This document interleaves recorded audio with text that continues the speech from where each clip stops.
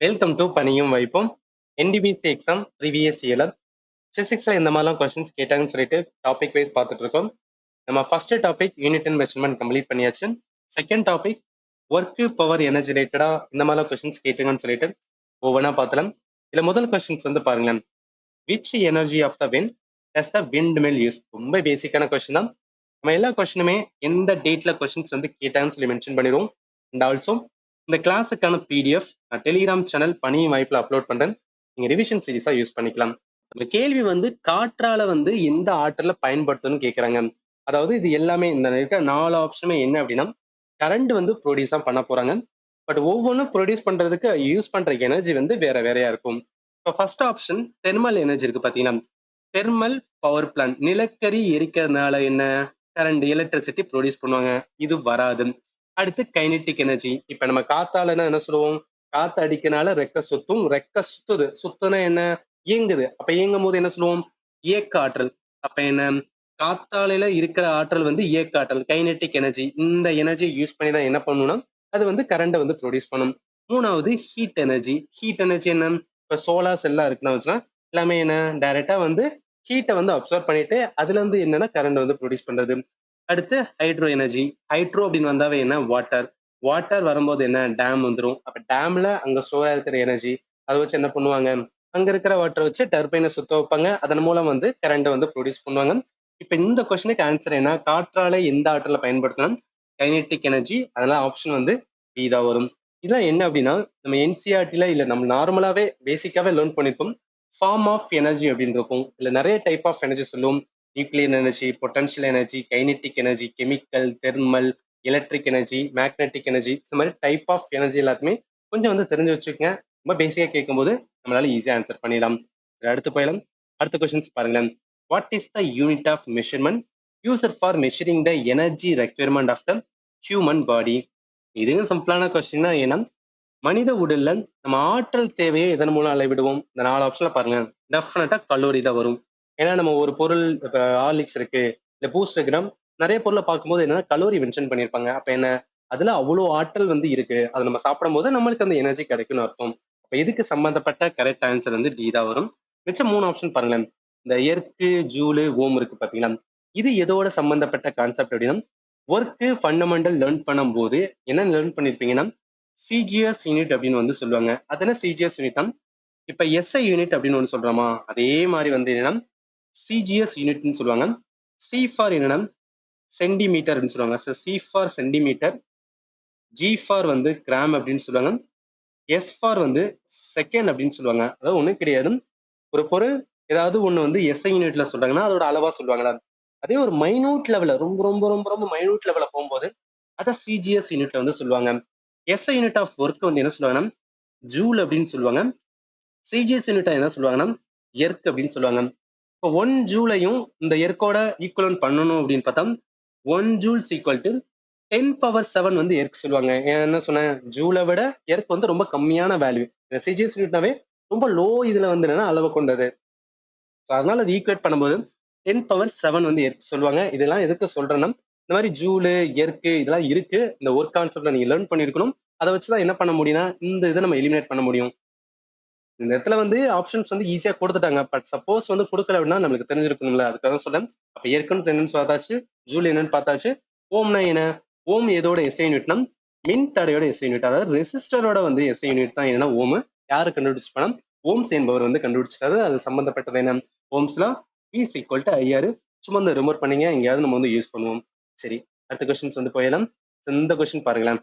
இதுல என்ன சொல்றாங்க, the work done by the force acting on a object is equal to the amount of force multiplied by the distance traveled in the direction of the force. Which one of the following is a not a unit of work அப்படின்னு கேட்குறாங்களா. ஒன்றும் கிடையாது. அந்த starting point என்ன சொல்லியிருக்காங்கன்னா ஒர்க்குக்கான definition தான் சொல்றாங்க. அது என்ன ஒர்க்குக்கான டெஃபனேஷன் தமிழ்லையும் பாருங்களேன். ஒரு பொருளின் மீது செயல்படும் விசையால் செய்யப்படும் வேலை விசையின் திசையில் பயணிக்கும் தூரத்தால் பெருக்கப்படும் விசையின் அளவுக்கு சமம் அப்படின்னு இருக்கா. ஒன்றும் கிடையாது. சிம்பிளா சொல்ல என்ன சொல்லலாம், ஒர்க்கு நடக்குது அப்படின்னா அதாவது ஒரு இடத்துல வேலை செய்யப்பட்டிருக்கு அப்படின்னு சொல்றாங்கன்னா பிசிக்ஸ் டேர்ம்ல என்ன சொல்லுவாங்கன்னா அந்த இடத்துல ஃபோர்ஸ் நம்ம கொடுத்து ஒரு பொருள் வந்து டிஸ்பிளேஸ் ஆனாதான் என்ன சொல்லுவாங்கன்னா அந்த இடத்துல வேலை நடந்திருக்கு அர்த்தம். இது ஒரு சிம்பிளா எப்படி புரிஞ்சுக்கலாம்னா, இப்ப இந்த இடத்துல என்ன பண்ணிக்கிறேன்னா, ஒரு வந்து ஏதோ வந்து ஒரு பெட்டி இருக்கிற மாதிரி எடுத்துக்கலாம். இந்த பெட்டி என்ன பண்ணும்னா, நான் இங்க வந்து கொண்டு போகணும்னு நினைக்கிறேன். ஸோ இந்த பெட்டியே இங்க கொண்டு போகணும்னு நினைக்கிறேன். அப்ப நான் என்ன பண்ணுவேன்?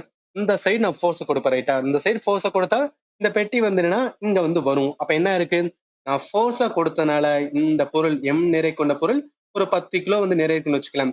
இது இங்க வருது. அப்ப இங்க வருதுன்னா என்ன ஆகுது? டிஸ்பிளேஸ் நடந்திருக்கு ரைட்டா? ஒரு பிளேஸ்ல இருந்து இன்னொரு பிளேஸ்க்கு டிஸ்பிளேஸ் நடந்திருக்கு. எதனால நடந்திருக்கு? நான் கொடுக்குற ஃபோர்ஸ்னால நடந்திருக்கு. அப்ப அந்த இடத்துல என்ன நடந்திருக்கு? ஒர்க் நடந்திருக்கு. அந்த ஒர்க்க கண்டுபிடிக்கணும்னா, நான் கொடுத்த ஃபோர்ஸையும் அது எவ்வளவு டிஸ்பிளேஸ் ஆயிருக்கு இது ரெண்டையும் மல்டிப்ளை பண்ணா அதான் நம்ம கொடுத்து அதான் நம்ம பார்த்தோம்னா ஒர்க்கா இருக்கும். அதுதான் இந்த டெஃபினேஷனா சொல்றாங்க. சரி, இப்ப நம்ம கேள்வி என்னன்னா, ஒர்க்கோட வந்து யூனிட் எது இல்ல அப்படின்னு கேக்குறாங்க. எஸ்ஐ யூனிட் வந்து எது இல்ல அப்படின்னு கேக்குறாங்க. இப்ப நம்மளுக்கு தெரியும் ஃபோர்ஸோட யூனிட் என்ன சொல்லுவோம்? ஃபோர்ஸோட எஸ்ஐ யூனிட் வந்து நியூட்டன் அப்படின்னு சொல்லுவோம். டிஸ்பிளேஸ்மெண்ட் என்ன? ஒரு இடத்துல இருந்து இன்னொரு இடத்துக்கு வந்து அந்த டிஸ்டன்ஸ் கடந்ததை நம்ம டிஸ்பிளேஸ்மெண்ட் தூரம் அப்படின்னு சொல்லுவோம். தூரத்தோட எஸ்ஐ யூனிட் என்ன? மீட்டர் தானே. ஏன்னா இப்ப இவ்வளவு டிஸ்டன்ஸ் வந்திருக்கோம்னா என்ன 10 மீட்டர் 20 மீட்டர்னு சொல்லுவோம். அப்ப என்ன டிஸ்பிளேஸ் ஆயிருக்கான எஸ்ஐ யூனிட் வந்து மீட்டர் அப்படின்னு தெரியுமா? அப்ப என்ன நியூட்டன் மீட்டர் டெஃபினட்டா வந்து யூனிட்டா வரும். நியூட்டன் மீட்டர் ஆப்ஷன் இருக்கு, அதனால இது வந்து எலிமினேட்டர். அடுத்து இந்த நியூட்டன் மீட்டரை வேற எப்படி சொல்லுவாங்கன்னா ஜூல் அப்படின்னு சொல்லுவாங்க. ஏன்னா ஒர்க்குக்கான வந்து டைரக்ட் ஒரு எஸ்ஐ யூனிட் என்னன்னா ஜூல் அப்படின்னு கண்டுபிடிச்சாங்க. அது எதுல இருந்து டெரிவ் பண்ணிருப்பாங்க? நியூட்டன் மீட்டர்ல தான் எடுத்திருப்பாங்க. அப்ப என்ன ஜூல் டெஃபினட்டா வரும், இதுவும் வராது. இந்த ரெண்டு ஆப்ஷன்ல தான் வரணும். இந்த ரெண்டு ஆப்ஷன் நம்ம கண்டுபிடிக்கணும்னா கொஞ்சம் டெப்த் வந்து போகணும். அது என்ன டெப்த்னா, நம்ம நியூட்டனோட லா வந்து லேர்ன் பண்ணிருப்போம். நியூட்டன் 3 லா சொல்லியிருப்பாரு. அவரோட செகண்ட் லா வந்து என்ன சொல்லுவாருன்னா, செகண்ட் லால என்ன சொல்லுவாருன்னா F equal to M into A அப்படின்னு சொல்லுவாரு. அதாவது ஃபோர்ஸை வந்து என்னன்னா இவர் வந்து டிஃபைன் பண்ணிருப்பாரு. ஃபோர்ஸ்னா ஒண்ணும் கிடையாது, மாஸ் இன்ட்டு அக்சலரேஷன் சொல்லுவாரு. ஏதோ ஒரு பொருள் வந்து அக்சலரேட் ஆகுது, இல்ல சும்மா ஒரு பொருள் இருக்கிறத நீங்க நகர்த்துறீங்கன்னா அது நகர்த்துறதுக்கு என்ன கொடுக்கணும்னா ஃபோர்ஸ் கொடுக்கணும். அதை வந்து டிஃபைன் பண்ணுவாரு. இப்ப நம்ம மார்ஸுக்கான எஸ்ஐ யூனிட் என்ன சொல்லுவோம்? கிலோகிராம் சொல்லுவோம். அக்சலரேஷன் தமிழ்ல என்ன சொல்லுவோம்? முடுக்கம் சொல்லுவோம். முடுக்கத்துக்கான வந்து டெஃபினேஷன் என்ன? வெலாசிட்டி டிவைடட் பை வந்து டைம் அப்படின்னு சொல்லுவோம். வெலாசிட்டி எதுல சொல்லுவோம்? Metre per second. கீழே வந்து டைம் இருக்கு, அது செகண்ட் சொல்லுவோம். அப்ப அந்த செகண்ட் மேல வரும்போது என்னன்னா ஸோ மீட்டர் பை வந்து செகண்ட் ஸ்கொயர்டு. ஆல்ரெடி இங்க வந்து கேஜி இருக்கு. அப்ப என்ன சொல்லுவாங்கன்னா கேஜி இன்ட்டு மீட்டர் பை வந்து செகண்ட் ஸ்கொயர் சொல்லுவாங்க. இது எதோட இதுன்னா ஒர்க்கு டன்னுக்கான வந்து எஸ்ஐ யூனிட். அப்ப என்ன கேஜி மீட்டர் பை வந்து செகண்ட் ஸ்கொயர் இருக்கான இது கிடையாது, metre square per second square கிடையாது. அதனால இந்த கொஸ்டினுக்கு ஆன்சர் என்ன வரும்? இதா வரும். ஸோ இதெல்லாம் என்னன்னா நம்ம எஸ்ஐ யூனிட் ப்ராப்பரா லேர்ன் பண்ணியிருந்தோம் அப்படின்னா இந்த மாதிரி கொஸ்டின்ஸ் வந்து ஆன்சர் பண்ணிடலாம். சரி, அடுத்து போயிடலாம். இந்த கொஸ்டின் பாருங்களேன். Which equipment is used to transform mechanical energy into electrical energy? இதுவும் சிம்பிளானது தான். அதாவது இந்த 4 ஆப்ஷன்ல ஒரு டிவைஸ் என்ன பண்ணும்னா இயந்திர ஆற்றலை மின்னாற்றலா மாற்றக்கூடிய கெப்பாசிட்டி கொண்டிருக்கும். அது என்ன டிவைஸ் அப்படின்னு வந்து கேக்குறாங்க. பேட்டரி என்ன பண்ணும்? பேட்டரி வந்து ஸ்டோர் பண்ணும். எதை ஸ்டோர் பண்ணும்? கெமிக்கல் எனர்ஜியா வந்து ஸ்டோர் பண்ணும். ஸோ பேட்டரி வந்து கெமிக்கல் எனர்ஜியை வந்து ஸ்டோர் பண்ணி அது நம்ம தேவைப்படும் போது எதா மாத்தணும்? எலக்ட்ரிக்கல் எனர்ஜியை கன்வெர்ட் பண்ண முடியும். அடுத்து இந்த போட்டோ செல் இருக்குல்ல, போட்டோ செல் மீன்ஸ் வந்து நம்ம அந்த லைட்டு, அதாவது நம்ம அந்த சோலார் செல் தான் போட்டோ செல்லு. லைட் எனர்ஜி எதா கன்வெர்ட் பண்ணணும்? எலக்ட்ரிக்கல் எனர்ஜியை கன்வெர்ட் பண்ணும். டைனமோ மீன்ஸ் ஒன்றும் கிடையாது. டைனமோ அதாவது ஜெனரேட்டர் இருக்கு பாத்தீங்களா? ஸோ ஜெனரேட்டரோட இன்னொரு பேர் தான் என்ன சொல்லுவாங்கன்னா டைனமோ அப்படின்னு சொல்லுவாங்க. ஜெனரேட்டர் அது பேர்ல இருக்கு, ஜெனரேட் பண்ணணும். எதை ஜெனரேட் பண்ணணும்? கரண்ட வந்து ஜெனரேட் பண்ணும். ஸோ எலக்ட்ரிக்கல் எனர்ஜி ஜெனரேட் பண்ணும். அது எப்படி ஜெனரேட் பண்ணும் அப்படின்னா மெக்கானிக்கல் எனர்ஜியை எதா மாத்தணும்? எலக்ட்ரிக்கல் எனர்ஜியா மாத்தும். அடுத்த 4வது ஆப்ஷன் எலக்ட்ரிக் மோட்டார். நம்ம வீட்டில் யூஸ் பண்ற மோட்டர் இல்ல பம்பு செட்ல இருக்கிற மோட்டார் என்ன பண்ணும்? நம்ம சுவிட்சை போட்டோன்னே எலக்ட்ரிக்கல் எனர்ஜி சுவிட்சை போடுறோம், போட்டோன்னே என்ன ஆகும் அப்படின்னு பார்த்தோன்னா அந்த மோட்டர் சுத்தும். மோட்டர் சுத்துறது என்ன அப்படின்னா mechanical energy. Electrical energy mechanical எனர்ஜியை கன்வெர்ட் ஆகும். இந்த கொஸ்டினுக்கு இதுதான் ஆன்சர் வேணும்னா உங்க கேள்வி மெக்கானிக்கல் எனர்ஜி எலக்ட்ரிக்கல் எனர்ஜியை கன்வெர்ட் பண்ணணும். மெக்கானிக்கல் எனர்ஜி எலக்ட்ரிக்கல் எனர்ஜி எது கன்வெர்ட் பண்ணும்? ஜெனரேட்டர் பண்ணும். அதனால ஆன்சர் வந்து சி டைனமோ தான் இந்த கொஸ்டினுக்கு வந்து கரெக்டான ஆன்சர். இப்ப இதுலயுமே சில பேருக்கு இந்த டைனமோவும் மோட்டரும் எப்படி ஒர்க் ஆகும்னு சொல்லி இமேஜின் பண்றதுக்கு வந்து கொஞ்சம் கஷ்டமா இருக்கலாம். ஸோ அதனால என்ன அப்படின்னா ஒரு அனிமேஷன்ஸ் வீடியோ வந்து பார்த்தலாம். இது லைஃப் லாங் உங்களுக்கு வந்து மறக்காது. அதாவது ஒரு மோட்டர் இருக்குன்னு வச்சுக்கலாம். அந்த மோட்டருக்குள்ள வந்து நடக்கிற மெக்கானிசம் வந்து இதுதான் இருக்கும். அதாவது என்ன பண்ணணும்னா இந்த கரண்ட் இருக்கு பாத்தீங்களா, நம்ம கரண்ட வந்து கொடுக்கும்போது நம்ம மோட்டர் சுவிட்சை போட்டோம்னா இந்த மாதிரி என்ன ஆகும்னா அது வந்து கனெக்ட் ஆகும். இந்த மாதிரி கனெக்ட் ஆகும் போது என்ன ஆகும்னா அந்த மோட்டருக்குள்ள இந்த மாதிரி தான் வந்து காயில் வச்சிருப்பாங்க. அந்த காயில்ல வந்து என்னன்னா இதுதான் காயில் சொல்லுவாங்க. அந்த காயில் என்ன ஆகும்னா சுத்தும். அது பக்கத்துல வந்து ஒரு பர்மனன்டான வந்து மேக்னெட் இல்ல வந்து எலக்ட்ரோ மேக்னெட்டா வச்சிருப்பாங்க. இந்த எலக்ட்ரோ மேக்னெட் என்ன பண்ணும்னா இந்த காயில வந்து சுத்த வைக்கும். அப்ப என்ன சொன்ன ஒரு எலக்ட்ரிக்கல் எனர்ஜி நம்ம சுவிட்சை போடும்போது அந்த எலக்ட்ரிக்கல் எனர்ஜி எதா கன்வெர்ட் பண்ணணும். இந்த சுத்துது பாத்தீங்கன்னா சுத்துறது எல்லாமே என்ன சொல்லுவோம், மெக்கானிக்கல் எனர்ஜி அப்படின்னு சொல்லுவோம். இந்த இதுதான் பேஸ் ஃபார் வந்து எப்படி ஒரு மோட்டர் வந்து ஒர்க் ஆகுது. ஜெனரேட்டர் என்னன்னா இதுல கொஞ்சம் வந்துன்னா அப்படியே ஆப்போசிட்டா இருக்கும். அதாவது இங்க பாருங்களேன், இந்த இடத்துல ஒரு விண்டு மில் வேற இருக்குன்னு வச்சுக்கேன். விண்டு மில் சுத்துறதுனால என்ன உருவாகும், இதன் மூலம் நம்ம என்ன பண்ண முடியும் அப்படின்னா, இந்த காயில நம்ம சுத்துவோம். அதாவது மோட்டரை பொறுத்தளவுக்கு அது சுத்தணும், சுத்துறதா வந்து அங்க வேலை. ஆனா ஜெனரேட்டர் பொறுத்தளவுக்கு என்னன்னா இதை நம்ம சுத்துவோம். நம்ம சுத்துவோம் மீன்ஸ் வந்து என்னன்னா இந்த மாதிரி ஒரு விண்டு மில்ல இல்ல ஏதாவது ஒண்ணு வச்சு என்னன்னா அந்த காயில நம்ம சுத்த வச்சு அதன் மூலம் என்ன உருவாகும் அப்படின்னா கரண்ட் வந்து ப்ரொடியூஸ் ஆகும். So இதுதான் என்னன்னா ஜெனரேட்டர்ல நடக்கிற ஒர்க்கு. அப்ப ஜெனரேட்டர் அப்படின்னு சொல்லும்போது கரண்ட ப்ரொடியூஸ் பண்ணணும். மோட்டர்ன்னு சொல்லும்போது அது வந்து என்ன சுத்த வைக்கணும். ஸோ இதை மட்டும் ரிமெம்பர் பண்ணிக்கங்க. இது என்ன எக்ஸாம்ல வந்து இந்த ரெண்டு பேஸா வச்சு கேட்கலாம். ஸோ அதுக்காக தான் சொல்றேன். சரி, அடுத்து போயிடலாம். ஈவன் இதையும் ஞாபகத்துல வச்சுங்க. இது வந்து என்சிஆர்ல கொடுத்ததும் இந்த எனர்ஜி டிரான்ஸ்ஃபர்மேஷன்ஸ் வந்து சிலது இருக்கும். அதுல முக்கியமானது எலக்ட்ரிக் மோட்டார் என்ன பண்ணும், எலக்ட்ரிக்கல் எனர்ஜியை மெக்கானிக்கல் எனர்ஜியை கன்வெர்ட் பண்ணும். ஜெனரேட்டர் என்ன பண்ணும், ஜெனரேட்டருக்கு இன்னொரு பேர் தான் டைனமோன்னு சொல்லுவாங்க. அதை மெக்கானிக்கல் வந்து எலக்ட்ரிக்கல் எனர்ஜியை கன்வெர்ட் பண்ணும். இது ரொம்ப ரொம்ப இம்பார்ட்டன்ட். நீங்க வந்து ஞாபகத்துல வச்சுக்கலாம். சரி, அடுத்து போயிடலாம். ஃபிஃப்த் கொஸ்டின் பார்த்தா which equipment is use to transform electrical energy into mechanical energy. இதுக்கு முன்னாடி பார்த்த கொஸ்டின் தான் அதே மாதிரி கேட்டிருக்காங்க. எலக்ட்ரிக்கல் எனர்ஜியை மெக்கானிக்கல் எனர்ஜியை எது கன்வெர்ட் பண்ணும், எலக்ட்ரிக் மோட்டர் தான் வந்து கன்வெர்ட் பண்ணும். அதனால இந்த கொஸ்டினுக்கு ஆன்சர் வந்து பி தான் வரும். சிம்பிளா ஞாபகத்துல வச்சுக்கோங்க. நம்ம வீட்டுல யூஸ் பண்ற மோட்டார் இல்ல பம்பு செட்ல இருக்கிற மோட்டார் சுவிட்சை போட்டோம் நம்ம கையில் வந்து எலக்ட்ரிக்கல் எனர்ஜி அதை எதை கன்வெர்ட் பண்ணுது, அந்த உள்ளக்க இருக்கிற அந்த மோட்டர் வந்து சுத்துது. அது ஏன் சுத்துது, எப்படி சுத்துன்னு சொல்லிட்டு ஒரு அனிமேஷன் வீடியோ பார்த்தோம், உங்களால கனெக்ட் பண்ண முடியும். இந்த கொஸ்டினுக்கு ஆன்சர் வந்து பி தான் வரும். பேட்டரி வராது, கேண்டில் வராது, போட்டோ செல் வந்து வராது.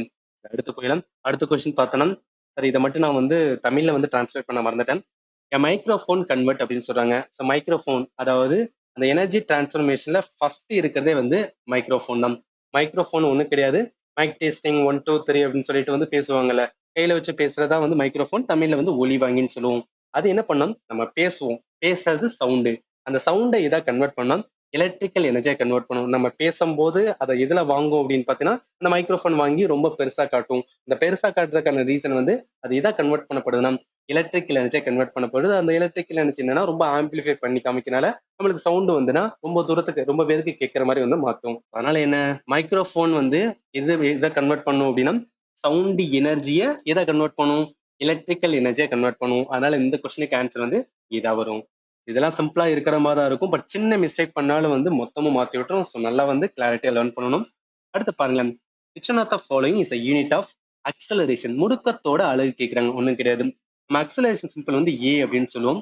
அக்சலரேஷன் மீன்ஸ் வந்து வெலாசிட்டி, அதாவது வெலாசிட்டி டிவைடட் பை வந்து டைம். இதுதான் வந்து ஃபார்முலா ஃபார் வந்து அக்சலரேஷன். என்ன, நேரத்தை பொறுத்து வெலாசிட்டியில் ஏற்படும் மாற்றம் தான் வந்து அக்சலரேஷன். அதாவது நான் வந்து கார்ல போயிட்டு இருக்கேன், டக்குன்னு வந்து ஆக்சலரேட்டர் அதாவது கியரை மாத்துறேன் அப்படின்னா என்ன ஆகும், ஸ்பீடா போகும். நான் ஆல்ரெடி ஒரு ஸ்பீட்ல போயிட்டு இருக்கும் போது ஸ்பீடை மாத்துறேன், அதுதான் அக்சலரேஷன், முடுக்கம் அடையுது. அது எதனால, நான் டைமை பொறுத்து என்ன பண்றேன், போய்கிட்டு இருக்கிற வேகத்தை கூட்டுறேன், அதனால வெலாசிட்டி. இப்ப வெலாசிட்டிக்கான எஸ்ஐ யூனிட் சொல்லுவோம், மீட்டர் பை செகண்ட் சொல்லுவோம். டைம் கீழே இருக்கு, டைம் எதுல சொல்லுவோம், செகண்ட்ல சொல்லுவோம். அப்ப செகண்ட் கீழே வரும். அப்ப மீட்டர் பை வந்து செகண்ட் ஸ்கொயர். இதுதான் அக்சலரேஷனுக்கான வந்து யூனிட்டா இருக்கும். இப்போ metre per second square option ஏல இருக்கு. சரி, அடுத்து போயிடலாம். அடுத்து பார்த்தோன்னா அவ்வளவுதான். இதோட வந்து அந்த ஒர்க் எனர்ஜி பவர் ரிலேட்டடா கொஸ்டின்ஸ் வந்து கேட்டதை பார்த்துட்டோம். ஒரு 6 கொஸ்டின் சிபிடி 1 அண்ட் சிபிடி 2லுமே வந்து கேட்ட கொஸ்டின் நான் அட்டாச் பண்ணியிருக்கேன். இப்ப இந்த 6 கொஸ்டின்ல இருந்து உங்களுக்கு ஒரு லேர்னிங் வந்து தெரிஞ்சுக்கலாம். என்ன லேர்னிங்னா, அப்ப நம்ம ஒர்க் எனர்ஜி பவர்னாவே என்டிபிசிக்கு நான் என்ன லேர்ன் பண்ணணும் அப்படின்னா அந்த எனர்ஜி டிரான்ஸ்ஃபர்மேஷன்ஸ் அதை நீங்க லேர்ன் பண்ணணும், ரைட்டா? ஸோ எனர்ஜி டிரான்ஸ்ஃபர்மேஷன்ஸ் எந்தெல்லாம் இருக்கோ, எங்கெல்லாம் நீங்க வந்து நோட்ஸ் எடுத்தீங்களோ டக்குன்னு என்ன பண்ணுங்க, ரிவைஸ் பண்ணிடுங்க. அதே மாதிரி செகண்ட் என்னன்னா எஸ்ஐ யூனிட் வந்து பாருங்க. அதாவது இந்த ஒர்க்கு எனர்ஜி பவர் சம்பந்தப்பட்ட வந்துன்னா ஒர்க்குக்கான என்ன, ஃபோர்ஸுக்கான என்ன, அக்சலரேஷனுக்கான என்ன, ஸ்பீடுக்கான என்ன, வெலாசிட்டிக்கான என்ன, இந்த யூனிட் எல்லாத்தையும் என்ன பண்ணுங்கன்னா ரீகலெக்ட் பண்ணி ஒரு சின்ன வந்து ஒரு நோட்ஸா என்ன பண்ணுங்க அப்படின்னா ஒரு டேபிளர் காலத்துல எழுதி வச்சுக்க. எதுக்காகனா நீங்க எக்ஸாம் போறதுக்கு முந்தின நாள் இல்ல அதுக்கு முந்தின என்ன பண்ணுங்கன்னா அதை நீங்க ரிவைஸ் பண்ணணும். எல்லாமே ஸ்ட்ராட்டஜி தான். எல்லாமே நீங்க வந்து ஃபாலோ பண்ணணும். கண்டிப்பா யூஸ்ஃபுல்லா இருக்கும்.